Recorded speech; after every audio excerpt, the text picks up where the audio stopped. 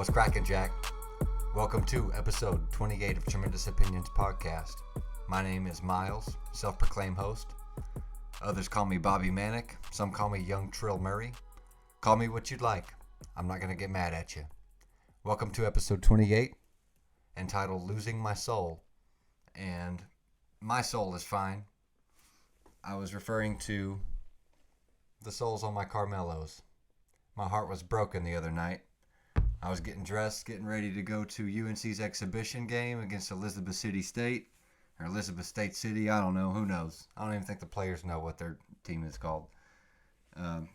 But I put on a pair of my Carmelo 2s, and the sole's coming off of the tongue, I don't even know what I'm talking about, the toe box. And it's coming off both of them a little bit. They're like 18 years old at this point. And it's pretty sad. I wanted to get one or two last wears, but I don't think I'm going to. There's going to be podcast shoes from now on. So, nice eye candy. I'm still going to keep them forever. I love them. But, geez, it just wrenched my heart the other night. I'm never going to wear my 2s again. So, RIP to the Mellow 2s. Carolina's exhibition game was awesome, dude. I had tickets like 4th row up from the floor. I shook hands with a UNC legend named Eric Montross. Told him I have his Celtics jersey, and he couldn't believe it. Like, who has his jersey from the 90s? I have his jersey from the 90s. Got to see Vince Carter, like 10 feet from Vince for an hour probably. And it's always cool to go to UNC events, man. You never know who you're going to bump into. Especially some of the fans at the end, man. So if you're on will call, like, you get to meet up with the players after and go, leave with the guy that got you in, like Brady in this case. So we're walking out the door, and as expected, I mean, some of the savvy fans, especially people who've been there for a long time, they're going to know the exit strategy of the players, how to get to the car and how they're going to leave the arena. And, man, there was just a pile of people waiting on the players to come out. And one particular lady named Momma E, who right when I saw her, I knew what she wanted. It was just, undeniable. She was ferocious. She's like the old lady who lived in a shoe. She probably had like 12 kids. All of them wearing a jersey that they want signed, and had a ball, or had something, a shoe, a poster, anything, a foam finger. They were getting whatever signed. It was like Ricky Bobby and Talladega Nights, just autograph mode for probably 15 minutes. And she's so funny, man. I thought I was a big Carolina fan, but there's some real animals out there. And Momma E, I was talking to her like I know her. I doubt she's ever going to watch this. Like, I don't even think Momma E could use the internet. She's one of those people. Like, I don't know where she came from to show up to the game. But I imagine it's somewhere out in the sticks somewhere. Just by her aura and her patois. I don't know where she's from. I don't even know if she has internet. And if she did have it, if I was in Vegas or a betting man, if the odds were on FanDuel, I would bet that she had no idea how to use the internet. If you told Momma E to open Safari, you'd turn around and she'd have camouflage and a dart gun. She don't know nothing about the internet. So she's never going to see this, but God bless you, Momma E. God bless you. Get out there and climb them boys like a tree every game. I hope you just have a million things autographed. Your garage is just spilling stuff out when you open the door that's autographed. I hope, Mama. I hope I see you every game. So, God bless you. It's beautiful to meet you, Momma E. And she's not taking no for an answer. She said, "Hey, sign this." And didn't divert. She's not going to blink, not going to look. She's looking right at you as you lose your soul and sign everything that she has. God bless you, Mama. After we made it through the pile of people, jumping up and down, taking pictures, and oh, dude, there was one guy with a Happy Dad shirt. God bless you too, buddy. He had a pair of low. Good Lord. I think I have like midlife dyslexia. I don't know how I developed it, but I can't operate a calculator. I can't text anymore. I could barely talk. I don't know how I operate this show. I'm full on dyslexic as it gets now. Uh, Anywho, after we made our way through the pile of people, there was a buddy with a Happy Dad shirt on, or hat. He had the hat. He had some Jordan Lows on. That's what I was trying to say. Nice UNC Jordan Lows. Brady signed right here on the top of it. He said, bro, let me get that auto on the Jordan Low. That had to feel good. That's nice. That's real nice. Doesn't put up with the speaker, but nice. We went out to eat after the exhibition game, and it's always good to eat with people that you enjoy hanging out with, you know, giggling and cutting up all night, especially after like the past couple of years when you don't really get that as much. We were just hee-hawing back and forth and about my physical ailments, how disgusting I am. I love laughing at myself. I did see something interesting though, that it's not like a scientific study at Harvard or something, but it's a popular opinion that the funniest guy in the room is often the saddest guy in the room. And I'm a believer in that. I actually think so. People are right. Chris Farley was one of my favorite comedic people of all time. I heard he was just a wrecking ball. When he steps in the door, everyone in the room knows that Chris Farley's in the room, but when he's in a room alone, it's like manic depression. Or just like Robin Williams, who, died of suicide. Funniest guy in the world, but in a hotel room alone, he just has his own demons. I don't know, it's an interesting thought. Speaking of demons, dude, the Astro World Festival, I didn't see that coming. But it makes a ton of sense. Some Illuminati type, propaganda. If you haven't seen or heard, Astro World is a festival that's been going on for years now, held in Houston, Texas by Travis Scott, a world-renowned, very popular hip-hop artist, if Momma E, if you're watching this. But just a couple days ago, Astro World was held and 8 people died from crowd waves, like tsunami, people just crushing people, trying to get to the front of the stage. But it wasn't just that. It was dark and deep. Like, I saw some of the propaganda and some of the merchandise that he had on or was selling, or the stage scenery. Like, his shirt had like people passing through a doorway into flames, like they were going to hell or something. And then like some of the sayings that were on the stage said, "See you on the other side." And obviously people were trying to stop the show. He didn't stop the show. He kept on going. He said, "You know why you're here?" He actually, at one point, people were like manic and scream, not Brady manic, but like in icy manic,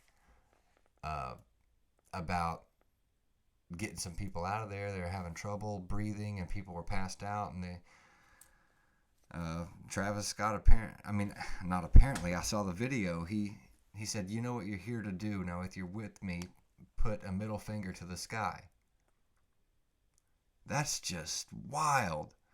And then it says, see you on the other side? And people died and you don't care? That's just view altering to a casual hip hop fan. And I mean, I would probably be more than casual. I mean, I have multiple vinyl records of Travis Scott. This is an actual picture of what, or like a representation of Astro World. And I mean, this one isn't too far off from the demonic undertones. See, I got dyslexia. Demonic undertones of Travis Scott. Like, looking at this, it surprises me linking all this stuff together. I'm not saying he put it together, he meant for it to happen, but it definitely seems like it was not, I don't know, nothing was done to stop it, which is definitely surprising because, I mean, I'm still going to listen to Travis Scott, honestly. That's pretty terrible, but I don't know what to think about it, man. I didn't see it coming. I need to do some more research on it before I just blast Travis Scott, calling him demonic. Anywho, switching it up. Basketball season is among us. I made the predictions a couple episodes ago for the NBA, and with a friend of mine playing for UNC, I'm not going to make any UNC predictions or, you know, oh, we're going to do this and we're going to do that. I'm a mush. So if I say we're going to do good, that's just a voodoo curse. So I'm going to keep my mouth shut, learn from my past, and just hope for the best. And, you know, try to be, I don't know, as in the moment as I can at these games and just take it all in. It's a once in a lifetime thing I'm getting to do. I grew up from a child to now loving UNC basketball. I don't know what it is, dude. I don't know. Oh, I almost got emotional and like teared up today thinking about it. I don't know why I am the way I am, but I can't help it. I know that, and I'm going to try to take it in and have a big time. And speaking of Coleman, get on over to fanjoy.com and get you some Brady Manic merch, big boy. I need to get up on what we're doing. I've heard maybe there's some sweatpants, maybe there's not, maybe, you know, I need sweatpants. Because I got a million shirts. I need sweatpants. Fanjoy, I need sweatpants. And Coleman, I'm serious about talking to your grandma, dude. She commented at me again the other day and told me that I'm a handsome Jack Sparrow on Halloween. So, stick that in your pipe, Coleman. Don't lose your soul. Don't lose your soul. I mean, referring to those, but the Travis Scott thing, weaving that into there, don't lose your soul. If I was in Astro World, I'm telling you right now, I'm a vigilante in the night. I could see who's the mean people. I heard people were sticking people with syringes at that Astro World concert, dude. Oh, I'm going bucko in there, bro. I'm fighting my way out of there like Thug Rose Saturday night. Dude, no way. No way. I'm getting out of there and I'm helping people get out of there. That's so crazy. And really, after watching the video, I'm surprised that it's only 8 people. Still, 8's a lot of people to pass away at a concert, but the videos, man, you're lucky that it's not in the hundreds. I mean, those kids were wild, out of control. So, man, we gotta help these kids not lose their soul. Do what you love, man. I love basketball cards. I'm a 30-year-old who loves basketball cards. But there could be worse things to love. It's okay. It's okay. So, after I'm done rambling here in a minute, I'm going to open these sports cards. This is the new year with the new rookies, Evan Mobley and Scotty Barnes in them. So, looking forward to that. And actually, I think this is the first mega box I've ever had. I have to think about that, but I think so. Don't lose your soul and do what you love. Do what you love. I got that from the other night. I watched Step Brothers. I haven't seen it in a while, and I've seen it so many times though, and a part that I've seen so many times and it never resonated with me. It hit me like a truck the other day. It's at the very end. They're at the Catalina wine mixer, and Dale and Brennan are both crushed to normal. Dale has the job and as the caterer, and then Brennan set up the whole helicopter leasing party or whatever. So they're grown-ups and they're not themselves. They've lost themselves. They lost their soul. They lost what they love. And the dad just breaks down and tells the story about how he used to love being a dinosaur. He would be a dinosaur in his backyard and he'd scare the cat. And then his dad snapped on him, told him to get a job and go to school. And, he did. And then he told himself he would come back to it, and he never could. He would try to be the dinosaur in his backyard, but he couldn't do it. He lost it. And he said, I see a singer, and I see a microphone. I see a drum kit, and I see a drummer. Get up there and do what you love. And dude, it's the stupidest movie in the world, but that just hit me like a Mack truck. Do what you love, man. Even if it's moronic or out of question even if people around you think it's stupid. And I'm no Gary V. I'm not, do what you do. If you got an obstacle, you can hurdle it. You can get over it and do it. I got inspired from watching Step Brothers. Okay? Do what you love. That's that. I'm dropping it. I'm not an inspirational, motivational speaker. Oh yeah, I almost forgot. So, Saturday, watching Thug Rose and them do the UFC. It was a whale of a UFC card.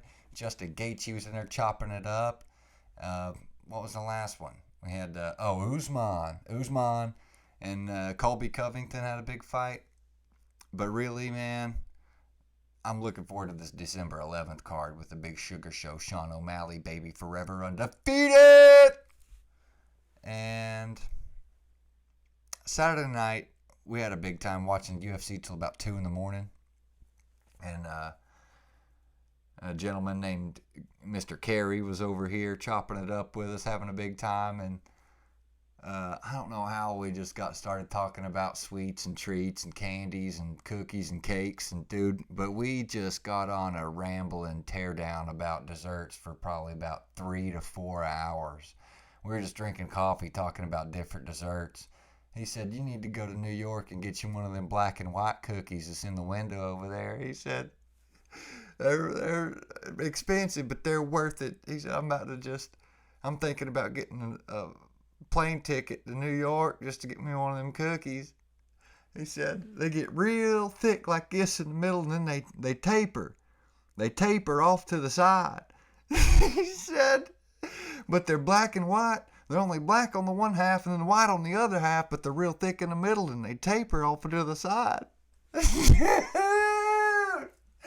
We were just going in. He said, oh man, have y'all ever had a cosmic brownie? I was like, yeah. He said, dude, I love them things. I was like, what? He said, dude, cosmic brownies. You know what the thing about cosmic brownies is? You know what? They're moist. They're moist. He said, but if you get one from the same company, the ones that's not the cosmic brownies, the one with just the nuts on them, they ain't moist. Them are dry. And he's dead serious, dude. Them are dry. He said, you can't get them ones with the nuts on them. I mean, I can eat one of them, but no more than that because they ain't moist. If you get you one of them cosmic brownies over there, you crack one of them bad boys open, they're moist as could be, bucko. Dude, he said moist probably 15 times. And I said, Gary, if you say cosmic brownie one more time, I might get moist. The whole room just shut down, dude. So, for Carrie, I'm about to just gag on a cosmic brownie. And that's it, man. I'm not going to keep y'all on here listening to me babble on about this, that, and the other for forever. Oh, no. Dropping a little ball thing. UNC game tomorrow. The first game since, I think, 2002 that the TarHeels have took the court without head coach Roy Williams. I'll eat a cosmic brownie to that, man. Times are changing. But it's okay. I like Hubert Davis. About 10 years ago, I think I told the story on the podcast, but we broke into the Carolina offices. And we were looking around. And Hubert Davis just walked out the door, started talking to us. And he could have just said, hey, get out of here. He could have picked me up by my shoulder blade and just threw me in the bushes. But he didn't. He said, what's up, boys? And we just chopped it up for about 30 to 40 minutes. For no reason. He had better things to do. He's probably hungry. He had a family to get home to. But he sat there and talked with me and my family. And he was as cool as could be. So I'm super happy with Hubert Davis being a head coach at UNC. And really, that's where my vote was before he was even the popular pick. So thank you for being you, Hubert. I can't even call you Hubert anymore. Thank you, Coach. First game of the season tomorrow night. I will be there. And, yeah. That's about it. I'm going to cram this. And open some sports cards. If I don't cut my finger off.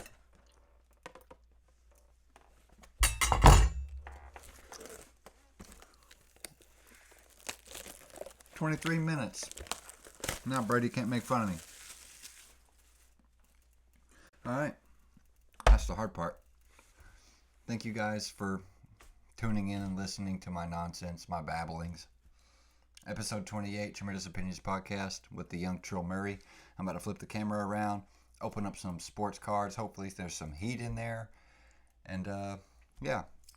If you never heed my advice, never listen to a word I say, don't lose your soul, baby.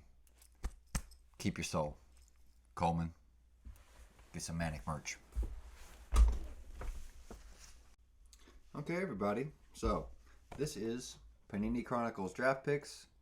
That's Cade Cunningham and Jalen Suggs, rookies for this year. Before I break into that, I'm going to show you a couple pickups that I got out of the card shop the other day. A little Jordan action. Udonis Haslam auto. Alonzo Mourning. Dream Team patch. It was pretty cool. And Mr. Jeff Garcia patch. Number to 75. Alright. This will be my first look at this Chronicles set. So, let's see what we got.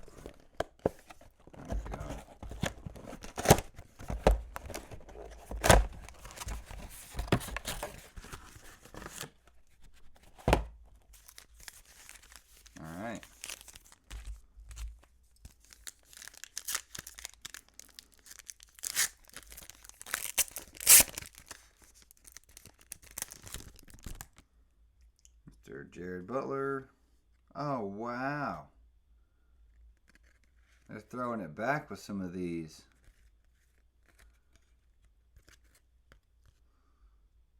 There's a Corey Hispert from Zaga. And my boy, Mr. Evan Mobley. Yeah, I predicted he would be the Rookie of the Year. Onward. Wow, I like these so far. Let's see another Jared Butler. Let's see. Mr. Cade Cunningham. And I'm sorry about the shadows. Mr. Jalen Suggs. Kuminga. Ah, Franz Wagner. And Jared Butler again. These shadows are terrible. Oh, this one feels thick. Let's see what we got, boys.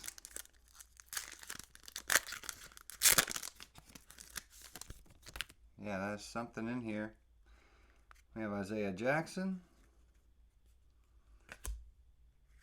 We have AO something. And what is this? Sharif Cooper. Numbered 8 out of 10. Out of Auburn. Alright. That is pretty cool. Very nice. Cameron Thomas and Kuminga again. Not bad. I could dig it. Try to hurry this up here. Keon Johnson. Corey Kispert again. Davion Mitchell. Evan Mobley. Numbered to 99. Alright. And another Davion. No kidding. Yeah, I could dig this here. I like the Chronicles. Let's keep it rolling. My boy, Dayron. Yeah, this is one of my favorite sets already. This is awesome. Moses Moody, Keon Johnson, and Kai Jones. I love these old school throwback type cards. That's the coolest. Alright.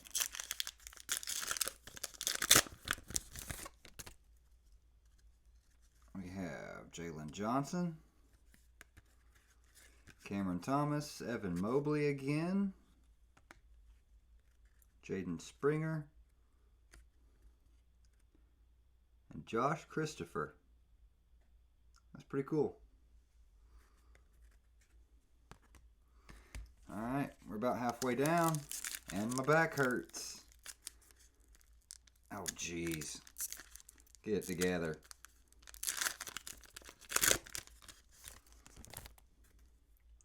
Ayo. Keon Johnson, Corey Kispert, Jared Butler, and Jonathan Kuminga. I'm wrapping it up with the big Kumingas here. Alright. My back hurts. My back hurts. Yeah, I think we're about halfway down.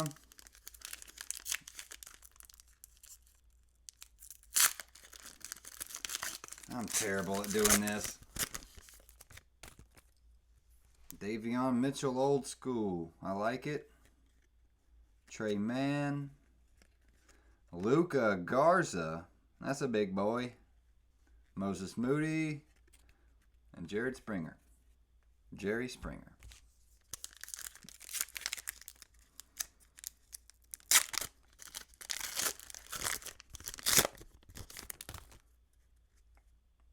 Moses Moody. Jalen Johnson. Cameron Thomas. Evan Mobley again. I could dig it. And Isaiah Jackson. I think I only have one Cade Cunningham.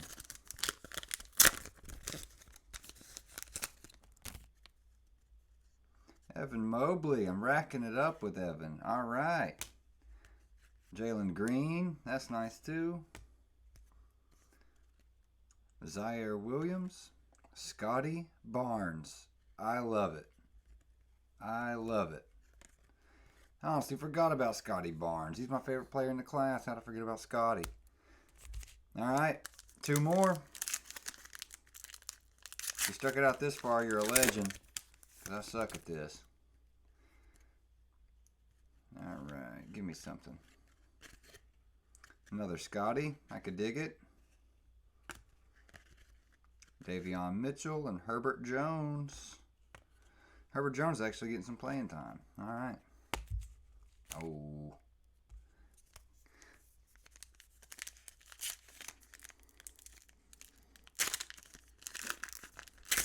All right. Last pack. Let's do it. Franz Wagner. Jerry Springer. Herbert Jones again. Isaiah Jackson. And Trey Mann. All right. Awesome. That was a mega box, so I expected to get a lot, but I really like what they did with Chronicles. Cool deal. Well, thank you guys for watching. Big time UNC game 1 tomorrow. And I'm sure I'll have some stories about going to that. And actually, next weekend, I'm doing a big podcast with the boys in Georgia. I'm taking all my equipment down to Georgia, doing a Friendsgiving podcast. So stay tuned for that. Thank you for watching. As always, have a great rest of your week, and I'll see you soon.